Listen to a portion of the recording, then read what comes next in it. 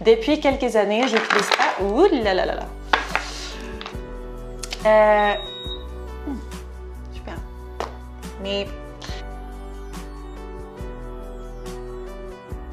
Bonjour, j'espère que vous allez bien. Ça fait longtemps qu'on ne s'est pas vu parce que j'ai pris une petite pause pendant l'été. J'avais plein de projets en cours, notamment un petit livre que je viens de finir. Donc je suis de retour, les vidéos reviennent, je promets que là, très régulièrement, vous allez recevoir des vidéos. Et surtout, si vous vous abonnez à ma chaîne. Donc n'hésitez pas de cliquer sur le bouton rouge sous cette vidéo pour être tenu au courant de toutes les vidéos qui vont sortir cet automne et pour le reste de l'année. Alors, aujourd'hui, on va parler de la petite pharmacie naturelle. Parce que comme vous le savez peut-être, je ne me soigne jamais avec l'allopathie, ni pour moi, ni pour ma famille d'ailleurs. On utilise ça. C'est des huiles essentielles et il y en a plein. Et c'est un univers qui me passionne vraiment beaucoup. Donc, je pourrais vous parler de à peu près 40 huiles essentielles ici.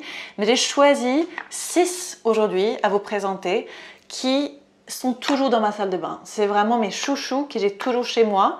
Et je vous conseille vraiment de vous les procurer aussi pour tous les maux quotidiens, pour l'hiver, etc., etc. Donc, on va commencer par la lavande aspic. Ça, c'est une huile extraordinaire quand on a des petits bobos. Des petits bobos, des brûlures, des piqûres d'insectes et tout ça, ça va apaiser, ça va cicatriser aussi. Et pour les enfants qui n'arrêtent pas de vous embêter pour des petites piqûres de moustiques qui n'arrivent pas bien à gérer, peut-être vous aussi d'ailleurs, vous n'arrivez pas à bien gérer ça, vous mettez un peu d'aspic, vous massez dessus à peu près 2 gouttes, quelques fois par jour, et vous allez voir que ça apaise rapidement.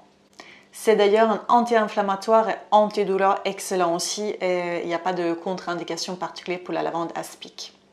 Je vous ai mis une petite huile végétale ici sur le côté parce que c'est vrai que pour les enfants, souvent, on veut mélanger une goutte d'huile essentielle pour une goutte d'huile végétale, par exemple. Après, ça dépend un petit peu d'huile essentielle parce qu'il y a beaucoup qui sont très bien tolérés par la peau, par exemple l'eucalyptus radié dont je vais vous parler, qui est extra pour l'hiver. Très très bien toléré sur la peau. Si vous avez un doute, mettez une goutte à l'intérieur du coude et vous attendez à peu près 1 heure. Vous verrez si vous avez des réactions ou pas. Si vous voulez vraiment faire attention, attendez toute la nuit et vous allez vérifier si tout va bien. A priori, tout va bien parce qu'il y a beaucoup trop d'incertitudes par rapport aux huiles essentielles, par rapport à la réalité en fait. Les gens ont un peu peur. Bien sûr, on fait attention, mais on fait attention avec tout dans la vie. Donc, il faut juste utiliser avec précaution et avec intelligence. Et sinon, c'est juste un outil extraordinaire, en fait, au quotidien pour vous soigner.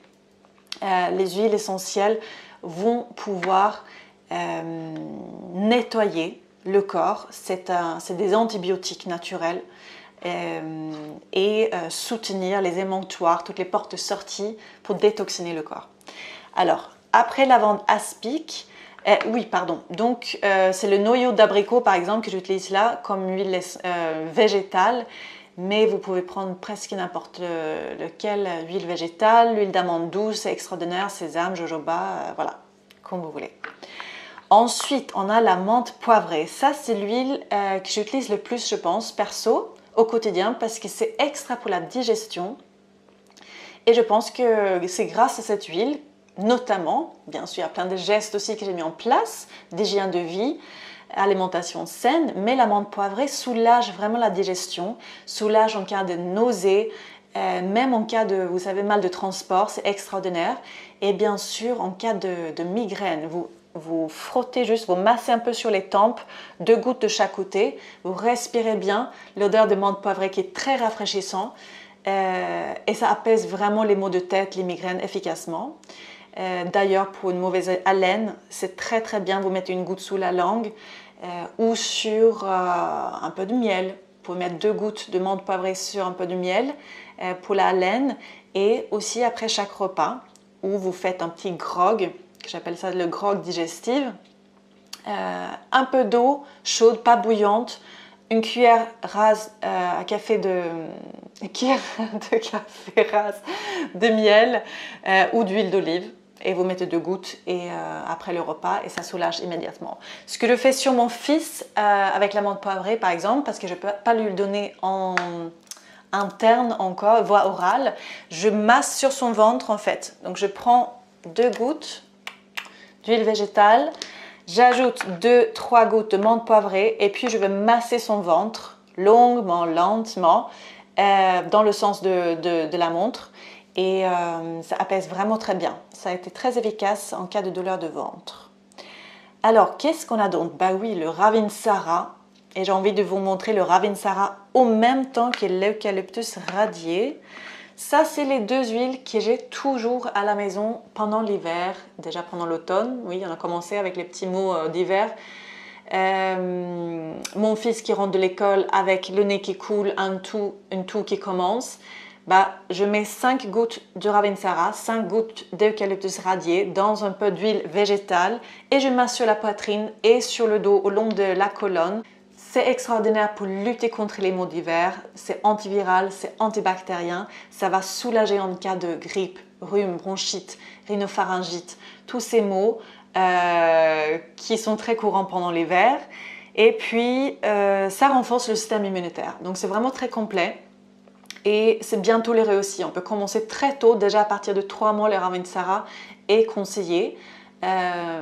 Donc voilà, vous pouvez soigner vos petits vous-même avec ces huiles essentielles et essayer d'éviter les antibiotiques qui va vraiment, sur le long terme, affaiblir le corps. Le Ravinsara particulièrement est vraiment antibiotique et même quand l'infection a commencé, quand il y a une petite maladie hivernale qui a commencé, vous attaquez tout de suite avec le Ravinsara pour éviter la surinfection. Je le mets, si je suis dans le métro en période hivernale, je le mets un peu sur la poitrine, 5 gouttes que je masse et ça me protège aussi pour pas attraper les petites saloperies autour de moi, vous savez, les gens qui toussent à côté, etc. etc. C'est vraiment extra pour ça. C'est utilisé aussi en cas de fatigue psychique, nerveuse. Donc pensez à ça si c'est votre cas. L'eucalyptus radié va aider à évacuer les sécrétions, le mucus. Par exemple, quand on est très prise au niveau du sinus. Voilà, donc extra pour soulager un nez bouché, par exemple. Anti-fatigue aussi et quand on a froid, quand on est frileux. C'est très bien pour ça aussi. Qu'est-ce qui nous reste? Ravinsara, on en a parlé. Le tea tree, bien sûr. L'arbre à thé est anti-infectieux, c'est antiseptique et très bien notamment pour l'hygiène buccale. Moi, je mets par exemple une goutte sur le dentifrice. Ça donne vraiment une sensation de fraîcheur, de propreté dans la bouche. Et c'est extraordinaire quand on a des dentifrices bio naturels. On a l'impression parfois que ça nettoie pas autant, alors que c'est totalement faux, mais c'est pas aussi agressif, on va dire, que les dentifrices classiques. Donc une petite goutte de tea tree dessus, c'est vraiment le bienvenu. C'est extra pour l'acné, vous mettez 2 gouttes dans votre crème de jour. Si vous avez des impuretés, vous pouvez appliquer une goutte seulement sur un bouton si c'est votre cas. Si j'ai un bouton, j'applique une goutte à peu près 3 fois par jour maximum, hein. Ça dépend de votre bouton, mais a priori ça suffit, 3 fois par jour jusqu'à disparition de votre bouton. D'ailleurs pour les boutons, ce qui est extra aussi, c'est la lavande fine. On va en parler juste après. Qu'est-ce qu'il fait en plus? Le tea tree, c'est antifongique. Très bien quand on a des mycoses vaginales, intestinales, cutanées, tout ça. Comme ça désinfecte en plus les blessures. Pensez à ça, si vous vous faites mal, vous appliquez du tea tree sur la blessure et c'est un cicatrisant qui est très bien. Même radioprotectrice, je trouvais ça très intéressant, même je ne l'ai pas utilisé pour cette raison-là, je n'ai pas eu l'occasion, mais radioprotectrice contre le soleil et en radiothérapie même. Donc les huiles essentielles sont extra, plein de vertus, plein de bienfaits. Voilà, il suffit de se renseigner par rapport à ses mots, par rapport à ses besoins du moment. Il y a toujours une huile essentielle pour tout faire. Alors, si on devait avoir une seule huile dans sa pharmacie, dans sa salle de bain, c'est vraiment la lavande fine. J'aime beaucoup la marque Floram, j'utilise beaucoup ça. La lavande fine, on dit souvent que c'est l'huile à tout faire, bonne à tout. Et en effet, moi j'utilise particulièrement pour apaiser ma peau, pour apaiser mon système nerveux. Je l'utilise avant le coucher. Je mets souvent quelques petites gouttes sur les poignets que je masse comme ça. Je respire un petit peu. Je m'allonge et je respire en fait un peu dans mes mains comme ça. Et ça apaise très rapidement. En lien avec la respiration apaisée, c'est extraordinaire. J'utilise aussi sur mes pieds et les chevilles en massage le soir pour un petit rituel bienfaisant, très calmant. Et c'est le petit truc que j'adore faire en fait tous les jours. Qu'est-ce qu'elle fait en plus?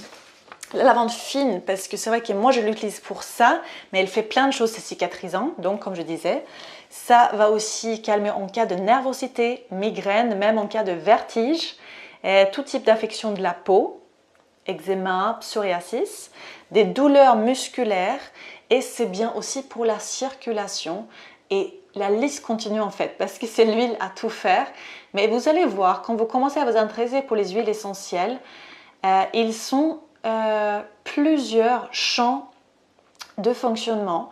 Vraiment, ça dépend comment vous allez apercevoir un petit peu aussi l'huile. L'olfactive joue un rôle essentiel.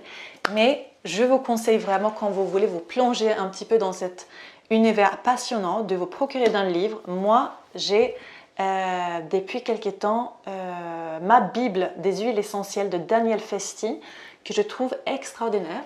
C'est un livre très très complet, vous savez, c'est un livre assez gros, de à peu près 500 pages.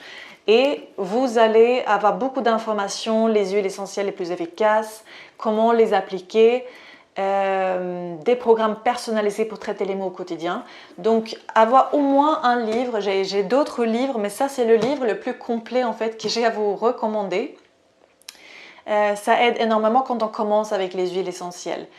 Mais franchement, les gens ont souvent peur des huiles essentielles et c'est pas tout à fait fondé. Je pense qu'on peut mal les utiliser, mais on peut mal utiliser tout ce qui existe dans la nature en fait. Donc, il suffit de se renseigner un petit peu et je vous dis, prenez une précaution si vous commencez pour la première fois. Vous mettez une goutte d'huile essentielle à l'intérieur de votre coude et vous allez voir si votre peau réagit ou pas. Mais par exemple, il y a des huiles, comme je vous disais, l'eucalyptus radié, vraiment très très bien toléré sur les peaux, même sur les enfants. Ravinsara aussi. Donc la lavande fine extraordinaire pour ça. Lavande aspic, voilà, on en a parlé. Il n'y a pas de contre-indication sur la lavande aspic. Et ça, c'est des huiles que vous pouvez utiliser sur vos enfants aussi. Mais attention, voie orale, c'est pas avant 3 ans. Et après, en fonction des huiles essentielles. Donc, vérifiez chaque fois quand vous commencez une nouvelle huile et vérifiez vraiment la posologie et en fonction de l'âge aussi. Mais je vous promets que vous allez trouver un univers extraordinaire avec ça et pouvoir soigner tous les maux au quotidien. Nous allons continuer à parler de huiles essentielles dans pas longtemps. Là, c'était ma petite trousse de base, on va dire, que j'ai toujours chez moi. Mais après, on va traiter quelques petites problématiques plus spécifiques aussi pour la peau, la cellulite. Je sais que vous êtes nombreux, ça va plus là-dessus. La circulation sanguine, etc., etc. Donc, je vous retrouve très vite pour un autre épisode d'huile essentielle. Et en attendant, n'oubliez pas le petit pouce pour faire grandir cette communauté et partager cette vidéo autour de vous. Ça me fera très plaisir et je suis sûre que vos proches aussi vont apprécier. Je vous dis à très vite. Je vous embrasse.